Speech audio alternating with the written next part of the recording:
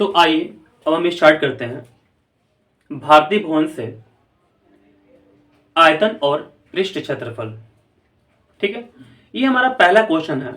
तो आइए देखते हैं क्वेश्चन को क्या बोला। क्वेश्चन यहाँ बोला कि 8 सेंटीमीटर किनारे वाले एक घन को 2 सेंटीमीटर किनारे वाले कितने घनों में रूपांतरित किया जा सकता है। जैसे मान लीजिए कि यहां पर हमारे पास है क्या, 8 सेंटीमीटर वाला किनारा है, 8 सेंटीमीटर किनारा वाला हमारे पास घन है, और ये क्या हमारे पास 2 सेंटीमीटर किनारा वाला हमारे पास घन है। अगर मान लीजिए कि आपको बोला जाएगा कि इस बड़े वाले घन में से, जो कि 8 सेंटीमीटर का है, इस बड़े वाले घन में से 2 सेंटीमीटर किनारे वाले कितने घनों को आप काट सकते हैं। ठीक है, या आप ऐसे बोल सकते हैं रूपांतरित कर सकते हैं। ठीक है, बदल सकते हैं आप। रूपांतरित मतलब क्या, बदलना। ऐसे ऐसे कितने घन आप इसमें से निकाल सकते हैं। ठीक है, तो चलिए ऐसे क्वेश्चन को हम लोग कैसे बनाते हैं, तो थोड़ा ध्यान दीजिएगा। हम पहले क्या करेंगे, इसका आयतन निकालेंगे। क्या करेंगे, इसका आयतन निकालेंगे, और फिर इसका भी आयतन निकालेंगे। जब दोनों का आयतन हमारे पास आ जाएगा तो बड़े वाले आयतन में से छोटे वाले आयतन को हम लोग भाग लगा देंगे, यानी कि इसका आयतन और भागा इसका आयतन। ठीक है, लगभग आपको ये बात समझ में आ रहा होगा। तो आइए लिखते हैं अब हम लोग लैंग्वेज में। ठीक है, देखिएगा यहां पर हम लोग बोल देंगे घनों की संख्या बराबर,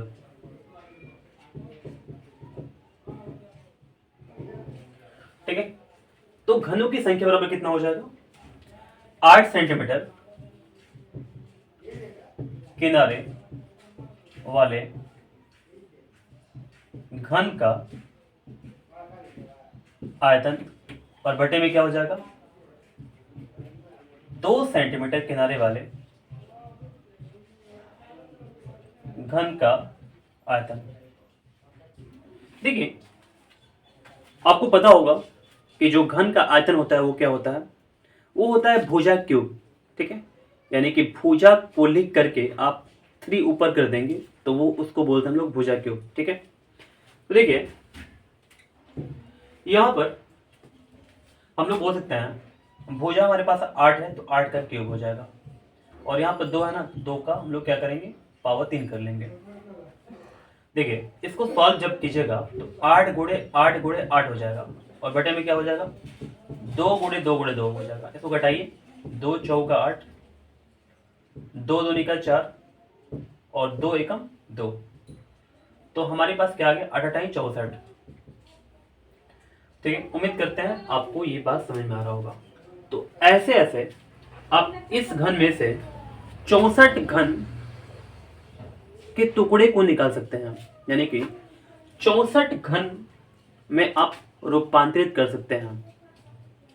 ठीक है, इस घन को ऐसे वाले घन 64 रूपांतरित किया जा सकता है। ठीक है, उम्मीद करता हूं ये बात आपको समझ में आ रहा होगा। तो चलिए अब देखते हैं आगे क्या बोला। फिर प्राप्त सभी घनों का एकत्रित पृष्ठ क्षेत्रफल ज्ञात कीजिए। आपको ये बात समझ में आना चाहिए कि हमको निकालना है कि प्राप्त सभी घन, जैसे आपके पास कितना घन आ गया, 64 घन आ गया, तो सभी घनों का एकत्रित पृष्ठ क्षेत्रफल निकालना है।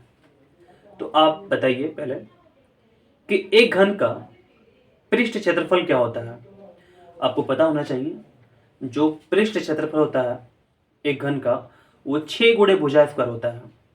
तो जब 64 घन का आप पृष्ठ क्षेत्रफल निकालिएगा तो क्या हो जाएगा, तो उसमें 64 से गुणा कर लेंगे, यानी कि 6 गुणे भुजा स्क्वायर, और इसमें क्या करेंगे हम लोग 64 से गुणा कर लेंगे, तभी तो 64 का आएगा। ठीक है, तो चलिए अब हम लोग इसको लिख देते हैं। देखिएगा यहाँ पे लिखेंगे हम लोग अब 64 घनों का पृष्ठ क्षेत्रफल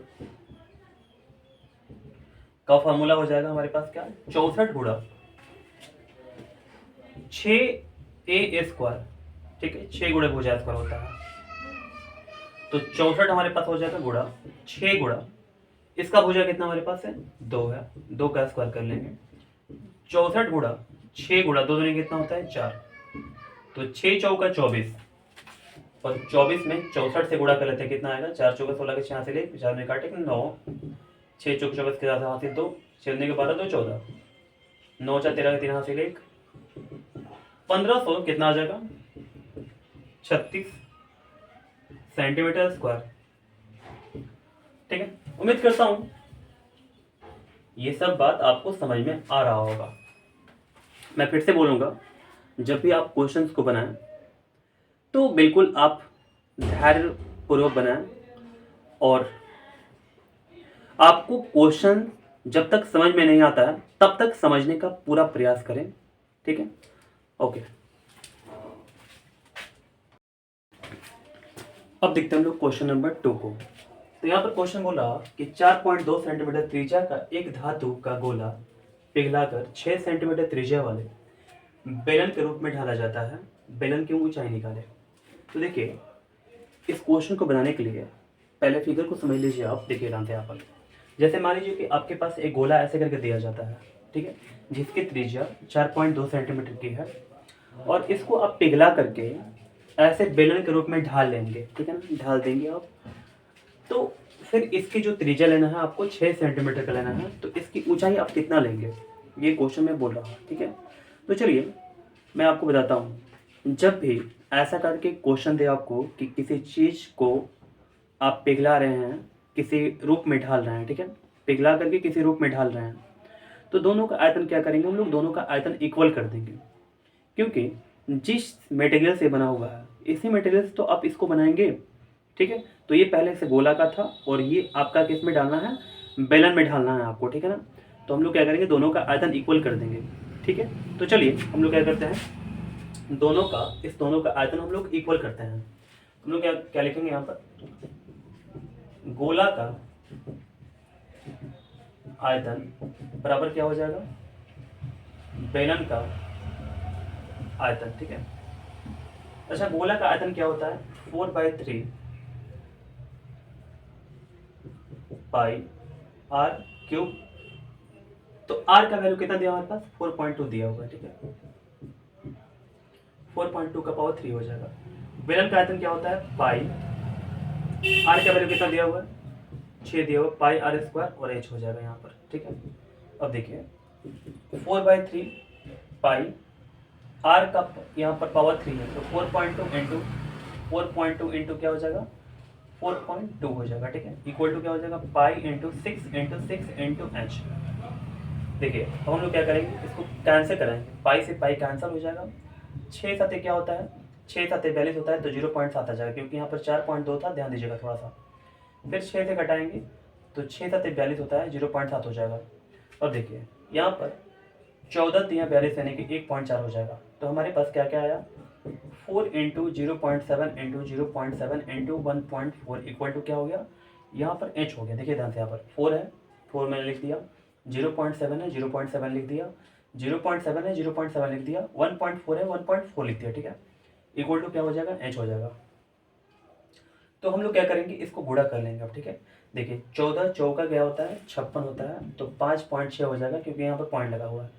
7 7 49 होता है, तो 0.49 हो जाएगा। ठीक है, और यहाँ पर 9 छक्का 54 के 4 हासिल 5, 6 चौको 24, 24 5 कितना होता है 24 5 होता है 29, 9 5 45 के 5 हासिल 4, 5 चौके 20 4 24। ठीक है, 4 9 5 कितना होता है 14 का 4 हासिल 1 और 4 2 6 1 7 हो जाएगा, यहाँ पर इतना हो जाएगा। ठीक है, तो हम लोग क्या करेंगे, यहाँ पर 2 7 4 4 इक्वल टू क्या हो जाएगा h। तो यहाँ पर 1 अंक पर 2 अंक पर और 3 अंक पर पॉइंट लगा हुआ, तो हम लोग यहाँ पर 3 अंक पर पॉइंट लगा लेंगे। तो हमारा आंसर आ गया कितना, h इक्वल टू कितना आ गया 2.744 सेंटीमीटर। देखिए अगर आपका आंसर इसके बिल्कुल नज़दीक भी आता है तो आप इसको गलत मान कर नहीं चलेंगे। ठीक है ना, ध्यान दीजिएगा, थोड़ा बहुत आंसर जैसे हो सकता है कि आपका आंसर ऐसे लिख दे, जैसे 2.74 दे दें। ठीक है, तो आप ऐसे भी लिख सकते हैं, और वो शॉर्ट करके अगर देता है तो वो भी अच्छा है, वो गलत नहीं है, ध्यान दीजिएगा। ठीक है, ये दोनों ही आंसर सही हैं आपके। अब देखते हैं हम लोग क्वेश्चन नंबर 3 को। तो यहाँ पर क्वेश्चन बोला तीन घनाकार धातु पिंडों की भुजाएं क्रमशः 3 सेंटीमीटर, 4 सेंटीमीटर और 5 सेंटीमीटर है। तीनों को पिघलाकर एक घनाकार पिंड बनाया गया है। तो इस नए घन की भुजा और पूर्ण पृष्ठ क्षेत्रफल निकालें। ये हमारा दूसरा क्वेश्चन है और ये हमारे पास क्या है, पहला क्वेश्चन है। इसमें दो क्वेश्चन दिए हुए हैं ना, 3 में 2 क्वेश्चन दिए हुए हैं। तो आइए समझते हैं यहाँ पर पूरे अच्छे से ये बोलना क्या चाहता है क्वेश्चन। जैसे धातु पिंड, जैसे ये हमारे पास धातु पिंड है, ये हमारे पास धातु पिंड है, ये हमारे पास धातु पिंड है, ठीक है। अब पिंड का मतलब वस्तु समझ सकते हैं, ठीक है ना, वस्तु होता है पिंड का मतलब। तो यहाँ पर देखिएगा, इस पिंड की जो भुजा है वो 3 सेंटीमीटर की है, इस पिंड की जो भुजा है वो 4 सेंटीमीटर की, और इस पिंड की भुजा है क्या, 5 सेंटीमीटर की है, ठीक है। तो इस तीनों पिंड को पिघला करके एक बड़ा पिंड बनाया गया। जैसे यहाँ पर देख सकते हैं आप, इस पिंड को देखिएगा तो ये तीनों को पिघला करके, जैसे इसको इसको इसको पिघला करके बनाया गया।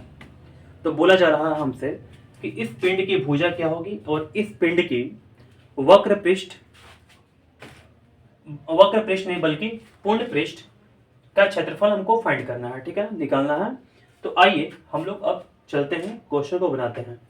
देखिए, मुझे उम्मीद है कि आपको ये बात समझ में आ रहा होगा कि इस तीनों को जब पिघलाया गया होगा और इसको बनाया गया होगा, ठीक है, तो इस तीनों का जो आयतन है, तीनों का आयतन अगर हम लोग जोड़ते हैं तो बड़े वाले आयतन के बराबर होगा, ठीक है। उम्मीद करता हूं यहां तक आपको बात समझ में आ रहा होगा। तो चलिए हम लोग अब लिख देते हैं यहां पर, नए घन का आयतन बराबर क्या हो जाएगा, इस घन का आयतन, यानी कि इस घन का आयतन का फार्मूला क्या होता है, a क्यूब, यानी कि भुजा का क्यूब। यहां पर क्या हो जाएगा, भुजा का क्यूब, और यहां भी क्या हो जाएगा, भुजा का क्यूब, ठीक है। तो 3 तरीका 9, 9 3 27, 4 चौका 16, 16 चौका 64, 50 25, 25 5 1 तो 25। यहाँ पे देखिएगा 5 4 9, 9 7 कितना होता है, 16 का 6 हासिल 1, ठीक है, और 12 12 6 18, 18 2 20, और 20 इसमें हासिल कितना था, इसमें हासिल था एक था, ठीक है ना, 216 हो जाएगा आपका। तो यहाँ पर हम लोग लिख सकते हैं यहाँ पर सेंटीमीटर क्यूब, ठीक है, क्योंकि सारा सेंटीमीटर में है। अब देखिए, नए घन का आयतन जो होगा ना, क्योंकि ये भी तो घन ही बन रहा ना, तो घन का आयतन क्या होता है, भुजा क्यूब। यहाँ पे क्या लिखेंगे हम लोग, भुजा क्यूब। ए जो होगा ये करनी में आ जाएगा ऐसे करके, ठीक है।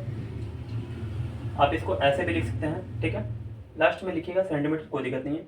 तो यहाँ पर 216 को हम लोग क्या करेंगे, इसको अभाज्य गुणनखंड निकालेंगे। 2 एकम तो 2 8 16, 2 5 10, 2 चौका 8, 2 27 होने का 54, 3 तरीका 3 27, 3 तरीका 9, 3 एकम 3 हो गया। यहाँ पर इस पर 3, यहाँ पर ये 3 बार हो गया, यहाँ पर 2 बार हो, 2 भी 3 बार हो चुका, ठीक है। यहाँ पर क्या आ गया, 2 गुणे 3, तो हमारा ए का जो वैल्यू आ गया कितना आ गया, 6 सेंटीमीटर, ठीक है। अब देखिए, हमारा जो पहला क्वेश्चन है उसका आंसर आ चुका है कितना, यानी कि ए इक्वल टू 6 सेंटीमीटर, ठीक है। अब देखते हैं हम लोग दूसरा नंबर क्वेश्चन क्या बोल रहा कि पूर्ण पृष्ठ क्षेत्रफल निकालिए। पूर्ण पृष्ठ क्षेत्रफल का जो फॉर्मूला होता है वो क्या होता है, आपको पता है क्या, पूर्ण पृष्ठ का क्षेत्रफल क्या होता है, घन का पूर्ण पृष्ठ का क्षेत्रफल होता है 6 गुणे भुजा स्क्वायर, ठीक है। तो हम लोग लिख देंगे यहाँ पर पूर्ण पृष्ठ का, यहाँ पर लिखेंगे नए घन के पूर्ण पृष्ठ का क्षेत्रफल क्या होगा, 6a स्क्वायर।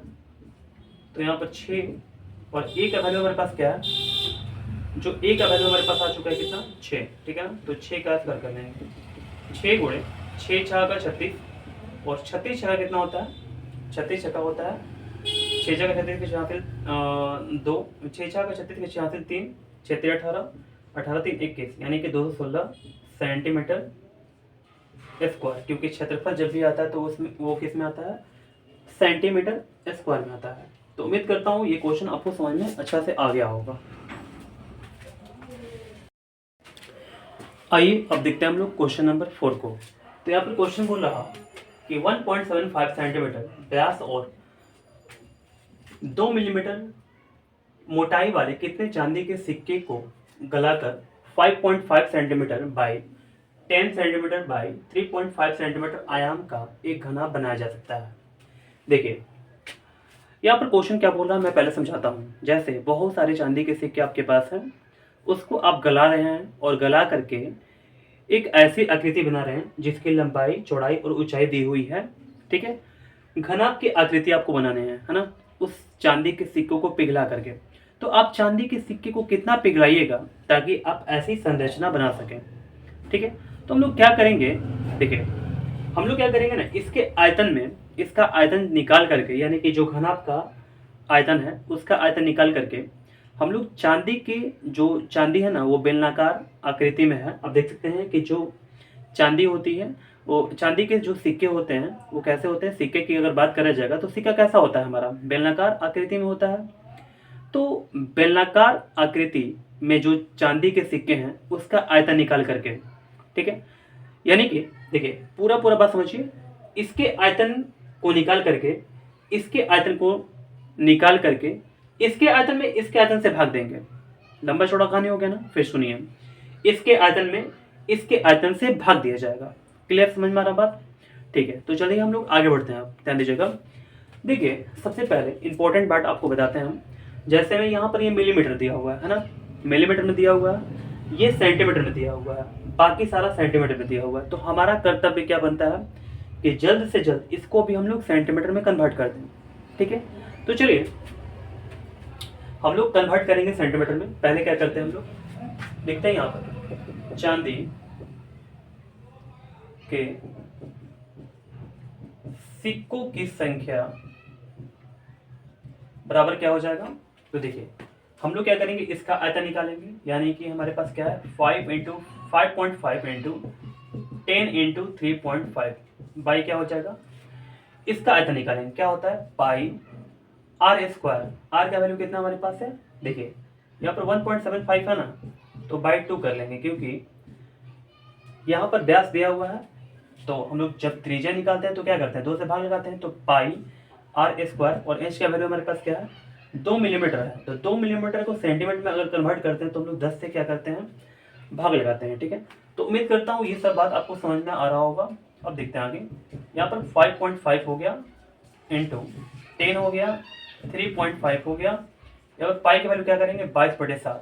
22 जो 7 है नीचे, नीचे जो होता है 7, इसको हम लोग क्या कर सकते हैं, यहाँ पर ऊपर डाल सकते हैं। ठीक है, यहाँ पर गुणे हो जाएगा, देखिए 1.75 इंटू 1.75, यहाँ पर स्क्वायर लगाओ ना, तो हम लोग क्या करेंगे 2 बार लिख देंगे, और 2 यहाँ पर ये भी स्क्वायर, अगर इस पर भी स्क्वायर है तो ये क्या होगा 2 गुणे 2 होगा, जबकि हम इसको ऊपर लिख सकते हैं। ठीक है, क्योंकि जो भी बटा में नीचे आता है हम लोग क्या करते हैं ऊपर इसको लेकर चले जाते हैं।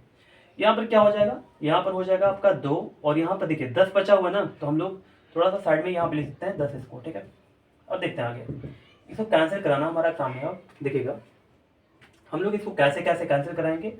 तो थोड़ा सा एक चीज़ और आपको हम सिंपल कर देते हैं, अगर आप चाहें तो आप अप्लाई कर सकते हैं इस चीज़ को। ठीक है, नहीं तो आपको कटाने अगर आता है तो कटा सकते हैं। ठीक है, ध्यान दीजिए यहाँ थोड़ा सा, जितना भी बातें हैं हम इसको सबको लिखेंगे यहाँ पर पहले। अब देखिए इस पॉइंट को हटाएंगे क्या आ जाएगा, नीचे 10 आ जाएगा। इस पॉइंट को हटाएंगे क्या आ जाएगा, नीचे 10 आ जाएगा। यहाँ पर पॉइंट को हटाएंगे क्या आ जाएगा, ऊपर 100 आ जाएगा। और यहाँ पर इस पॉइंट को उड़ाएंगे क्या आ जाएगा, ऊपर 100 आ जाएगा। ठीक है, अब देखिए कोई भी ऊपर पॉइंट बचा नहीं है, कोई भी नीचे पॉइंट बचा नहीं है, सारा कट गया। तो हम लोग क्या करेंगे, ये 0 से 0 कैंसिल करा देंगे, 0000 कैंसिल हो जाएगा। अब देखिए हमारे पास ये सब अब बच चुका है। ठीक है, तो हम लोग कैसे कैसे कैंसिल कराएंगे, तो देखिए 2 से कटाते हैं, 2 5 10, और फिर 5 से कटाते हैं, यहाँ पर 5 3 15, और 2 हो जाएगा 50 25। ठीक है ना, यानी कि 35 आपके पास आ गया। ये 35 से ये 35 कटा दीजिए। ठीक है, कोई दिक्कत है।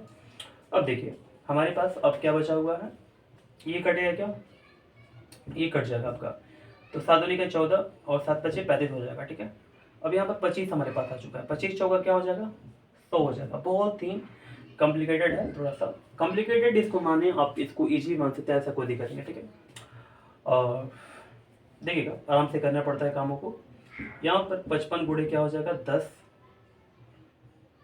और भी कोई कट सकता है क्या, हाँ यहाँ पर कटा देते हैं हम लोग, देखिए कितना एग्जाम्पल, जैसे में 2 से घटाएंगे 11 दूनी का 22, 11 पचे क्या हो जाएगा 55 हो जाएगा, ठीक है। तो यहाँ पर क्या बचा हमारे पास 5 और यहाँ पर गुणे 10 और इधर कोई बचा हुआ है, यहाँ पर 2 बचा हुआ है, यहाँ पर क्या बचा हुआ है 4 बचा हुआ है, ठीक है। और कोई नीचे बचा हुआ है जी नहीं, अब नीचे कोई बचा नहीं है तो इसको गुणा करते हैं हम, 5 देखिए 4 दूनी का 8, 4 दूनी का 8, 8 पचे 40, 40 तक कितना होता है 400 होता है। तो 400 हमारे पास क्या आ गया और सिक्के आ गया, ठीक है ना, 400 सिक्के आंसर।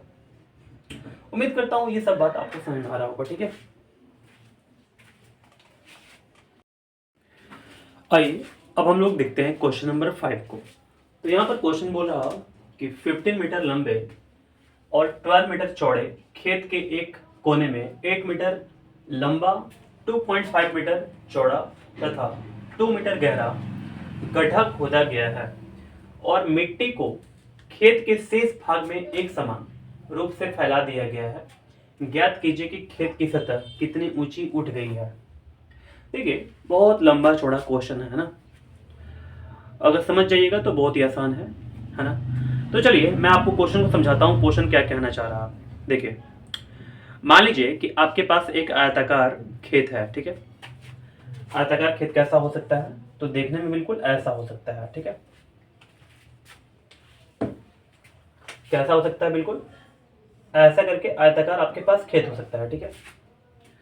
तो जब आपके पास खेत हो गया आयताकार, हम लोग क्या करेंगे, यहाँ पर इस खेत में यहाँ पर गड्ढा करना स्टार्ट करिए, ठीक है। गड्ढा करना हम लोग स्टार्ट किए और गड्ढा करने के बाद इसमें से कुछ ना कुछ मिट्टी निकलेगा, तो उस मिट्टी को निकाल करके बाकी जो जगह है ना, जैसे यहाँ पर ये जगह है, ठीक है, इसमें से मिट्टी निकाल करके इस बाकी जगह में, खेत के बाकी जगह में फैलाना स्टार्ट कर दिए। अच्छा सोचिए, जब मिट्टी को आप निकाल करके फैलाना स्टार्ट कीजिएगा तो क्या होगा, उसकी कुछ ना कुछ परत जो होगी ना वो क्या होगी, यानी कि मोटी हो जाएगी, यानी कि कुछ ना कुछ हाइट ऊपर होगा, है ना। क्योंकि आप मिट्टी जब डालेंगे तो क्या होगा, हाइट उसका ऊंचा होगा, यानी कि ऊंचाई जो होगी वो बढ़ेगी, है ना। यहाँ तक बात समझ में आ रहा क्या आपको, ठीक है। उम्मीद करता हूँ यहाँ तक समझ में आपको आ रहा होगा। अब चलते हैं हम लोग आगे। देखिए पहले समझ लेते हैं कि क्या क्या इंफॉर्मेशन हमारे कितना क्या क्या किसका किसका वैल्यू दिया हुआ है, उसको पहले समझते हैं अच्छे से। देखिएगा, जो खेत का हमारे पास लंबाई है और चौड़ाई है ये दिया हुआ है 15 और 12 दिया हुआ है मीटर में। तो हमने यहाँ पर लिख दिया कि ये लंबाई जो है ये 15 मीटर की है और जो चौड़ाई है वो 12 मीटर की है, ठीक है। जो कोना है, जैसे यहाँ मान लीजिए कि आपका कोना है, तो मैंने थोड़ा साइड में यहाँ बनाया है वो कोना। तो कोने में अब देखेंगे कि कोने का जो लंबाई है 8 मीटर, चौड़ाई है 2.5 मीटर और ऊंचाई है वो 2 मीटर दिया हुआ है। यानी कि जो आप गड्ढा खोदेंगे उसकी लंबाई, चौड़ाई और ऊंचाई दिया गया है ना। अब क्या होता है, यहाँ तक आप बात समझ गए लगभग, ठीक है। अब देखिए हम लोग क्या करेंगे, सबसे पहले यहाँ पर हम लोग क्या करते हैं ना, खेत का क्षेत्रफल निकाल लेते हैं। क्या करते हैं, खेत का पहले क्षेत्रफल निकाल लेते हैं, यानी कि पूरा पूरा जो खेत था ना उसका क्षेत्रफल कितना है। तो देखिए हमारे पास लंबाई कितना दिया हुआ है 15 मीटर और चौड़ाई दिया हुआ है 12 मीटर। इसका क्षेत्रफल पूरा निकालते हैं। तो हम लोग कैसे निकालेंगे, क्षेत्र का क्षेत्रफल बराबर क्या होगा, यानी कि लंबाई गुणे चौड़ाई, यानी कि 15 गुणे 12 हो जाएगा, क्या हो जाएगा 180 मीटर स्क्वायर, ठीक है, समझ गए। अब देखिए यहाँ पर मैंने लिखा हुआ है खुदाई में उपयोग भूमि का क्षेत्रफल। जैसे आप इस जगह पर खुदाई करना स्टार्ट कर दिए तो इसका भी कुछ ना कुछ लंबाई होगा, कुछ ना कुछ चौड़ाई होगा, है ना। तो लंबाई और चौड़ाई आखिर कितना होगा, ठीक है। अब कितना कैसे भी करके नहीं ना खोद देंगे, कहीं से नहीं ना खोदना स्टार्ट कर देंगे, आप उसका लंबाई लेंगे, चौड़ाई लेंगे, है ना। तो वहां पर से आप खोदना स्टार्ट करेंगे, ठीक है।